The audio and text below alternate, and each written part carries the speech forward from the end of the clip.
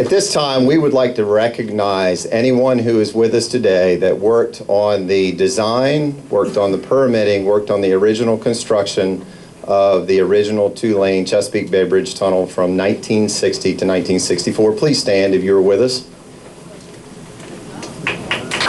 We thank you for your collective investment.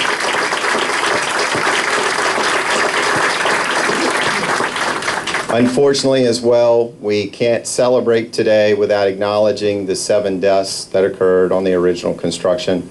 We continue to keep the families of those who did, in fact, lose their lives building this world-class 7th engineering wonder of the modern world, and we're very thankful for their contributions in that regard, and as well the many people who have also lost their lives on this facility with fatalities over the years. So to describe what happened after we opened, we're thankful that we have Senator Frank Wagner with us today. He was elected to the state Senate during a special election in December of 2000. He currently represents the 7th Senatorial District in Virginia Beach, having won re-election in 2003, 2007, and 2011. Prior to his election to the state Senate, Frank served in the House of Delegates for over a decade.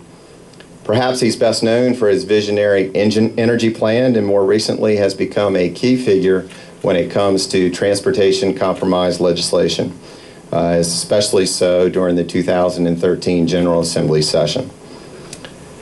Frank's tireless efforts in finding compromise and working together with other legislators, Finance Committee and Legislative Services made it possible for the first major transportation plan to pass the legislature since 1986. Frank is a 1977 graduate of the U.S. Naval Academy. He received his Bachelor of Science in Ocean Engineering. He served in the United States Navy as a diving and an engineering officer. After his service in the Navy, Frank went into business with his father and started a ship repair firm, Earl Industries. Today, he's the president of Davis Boat Works, one of Virginia's premier small boat repair firms located in Newport News, Virginia. Senator Wagner, thank you for being with us today.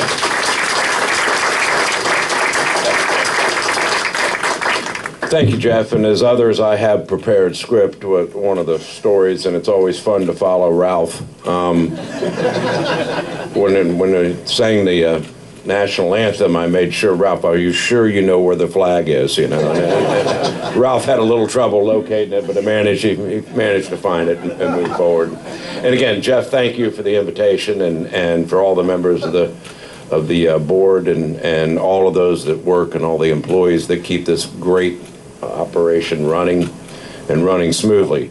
I've been tasked with the 1964 to 1970 bridge happenings over that period of time. And again, I will, like the others, go off script. But in 1964, I was, when the bridge opened, I was 8 years old. I was in a place called Woodmont Elementary School in Arlington, Virginia.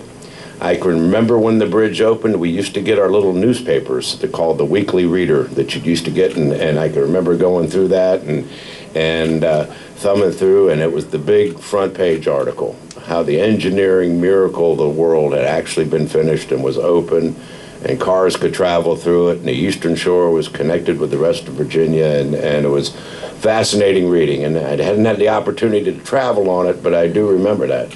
At the time, Virginia, and I can remember this in 3rd grade, had 4 million people. 4 million residents here, now we have 8 million, and the bridge has been expanded, I believe, to accommodate that and to accommodate the activity. They've asked me to throw in a few other facts. The Ford Mustang had just come out. The Verrazano Narrows Bridge had opened, and the Beatles had made their first appearance on Ed Sullivan. So those are all the facts. Those on the commission thought I really ought to relay to everybody here that was so important. The governor has already covered the statistics that's in my page here about the length of the bridge and all of those things. So rather than repeat exactly what he said, one of the interesting facts that I was provided, and I found this very, very interesting, was apparently during the 60s, it was also a favorite place to run your ship into.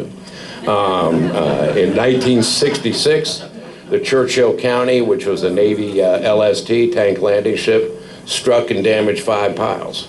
This is a testament to the engineering and construction It was inspected for 1 hour, found to be fully operational, was opened up to traffic again after a collision of that magnitude.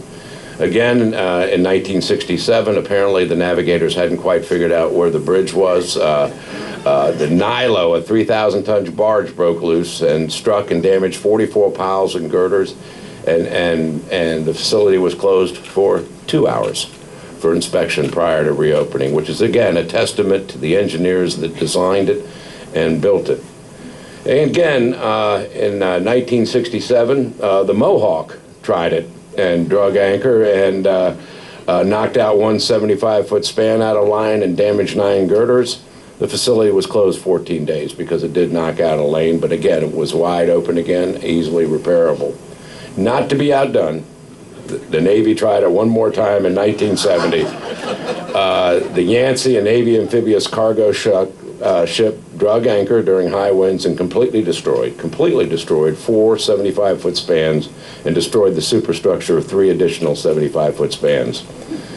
And I note here the then Delegate J. Clyde Morris, Executive Director J. Clyde Morris called then Delegate George McGath and said, "George, they broke your bridge."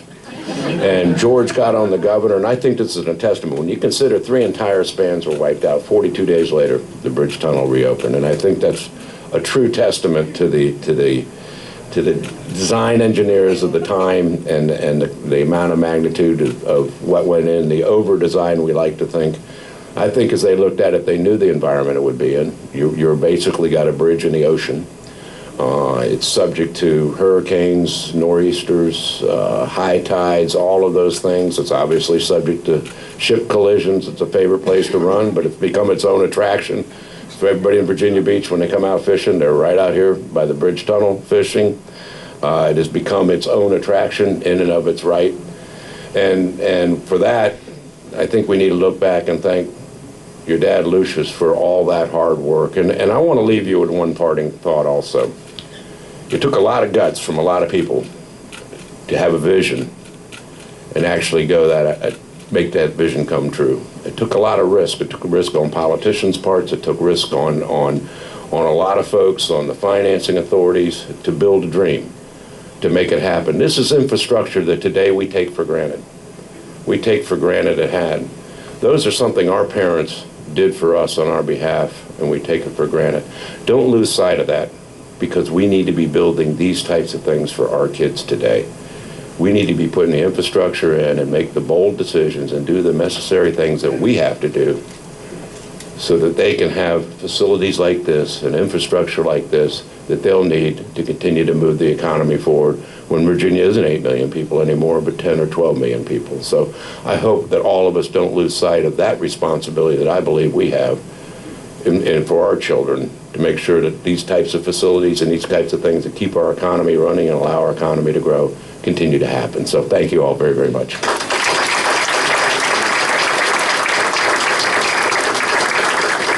Thank you, Senator Wagner. And one thing that we'll footnote, only because we have our insurance underwriters with us today.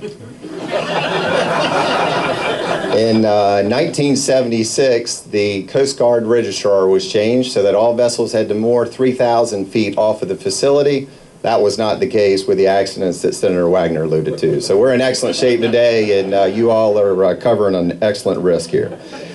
Also want to allude and follow up on Senator Wagner's comments. We've talked about the retirees of the ferry system. We've talked about the retirees of the Chesapeake Bay Bridge Tunnel District.